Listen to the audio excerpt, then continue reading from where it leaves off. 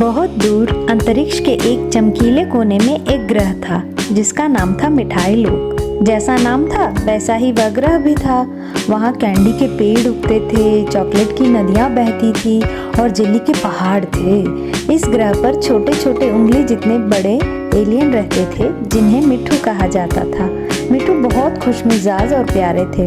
उनका पूरा दिन टॉफियों के फूलों पर खेलना, गमी बेयर के साथ लुका छुपी खेलना और मीठे दूध के झरनों में नहाना होता था।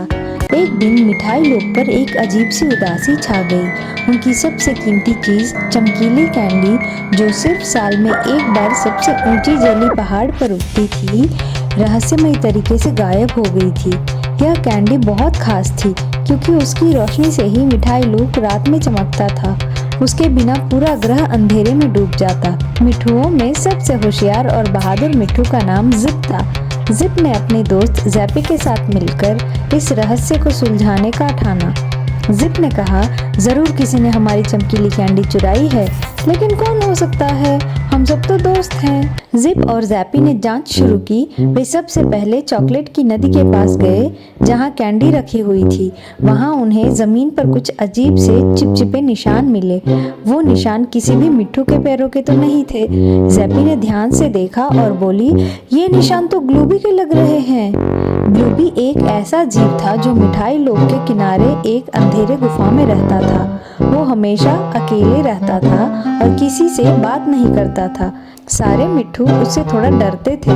जिप और जैपी हिम्मत करके ग्लूबी की गुफा के तरफ बढ़े। गुफा के अंदर से अजीब सी खुरचने की आवाज आ रही थी। जैसे ही वो गुफा के अंदर पहुंचे, उन्होंने देखा कि ग्लूबी एक कोने में बैठा था और उसके सामने चमकीली कैंडी रखी थी, लेकिन उसे वो खा नहीं रहा था। वो उसे एक नरम कपड़े से साफ कर रहा था और उससे कुछ कह रहा था। जिप और जैपी को देखकर ग्लूबी डर गया।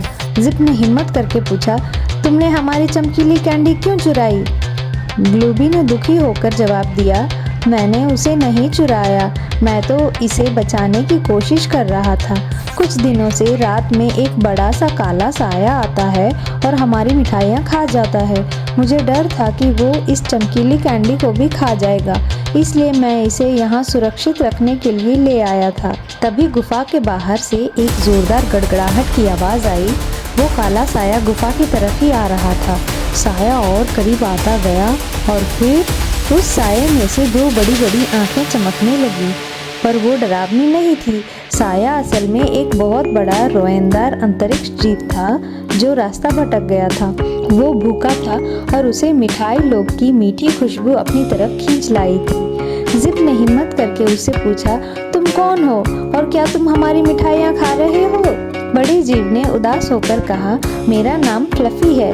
मैं अपने घर का रास्ता भूल गया हूँ और मुझे बहुत भूख लगी थी। मुझे नहीं पता था कि ये किसी का घर है। मैं माफ़ी मांगता हूँ। मिट्ठुओं का दिल बहुत बड़ा था। उन्होंने फ्लफी को माफ़ कर दिया और उसे पेट भरकर मिठाइयाँ खिलाई। उस दिन के बाद से ग्लूबी सबका दोस्त बन गया और मिठाई लोक में फिर से खुशियाँ लौट आईं। जिप और जैपी की बहादुरी की वजह से न सिर्फ उनकी चमकीली कैंडी बच गई, बल्कि उन्हें एक नया दोस्त भी मिल गया और मिठाई लोक रात में फिर से चमकीली कैंडी की रोशनी से जगमगाने लगा। दोस्तों, ऐसे ही प्यारे वीडियोस के लिए सब्सक्राइब कीजिए डिज्ली एज।